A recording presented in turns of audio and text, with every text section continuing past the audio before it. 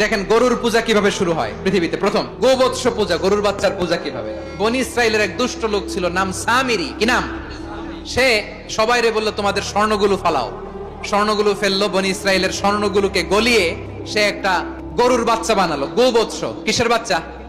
জিব্রাইল আলাইহিস সালাম যে জমিনে এসেছিলেন, ওই ফেরেশতার পায়ের নিচের একটু মাটি সে বুদ্ধি করে প্যাকেটে রেখে দিছিল। সে গরুর বাচ্চা বানায় স্বর্ণ দিয়ে গলিয়ে ওই মাটি এটার মধ্যে ঢুকাই দিচ্ছে ভেলকি দেওয়ার জন্য।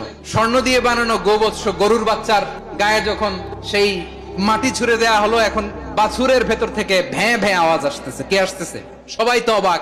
সামিরি বলে, আরে তোমরা যে 70 জন দিয়ে মুসা আলাইহিস সালাম রে পাঠাইছো, ওইদিকে এত ঘুরতেছে, আল্লাহরে খুঁজে পায় না, আল্লাহ তো এটার ভিতরে ঢুকছে। নাউজুবিল্লাহ বলবেন না? সেজদা দাও। এই সেজদা দিয়ে গেল। আল্লাহর নবী হারুন আলাইহিস সালাম বললেন, খবরদার, এটা সুস্পষ্ট শিরক। আল্লাহ সব গুনাহ মাফ করে, শিরকের গুনাহ মাফ করে না। খবরদার, তোমরা থামো। কে শুনে কার কথা?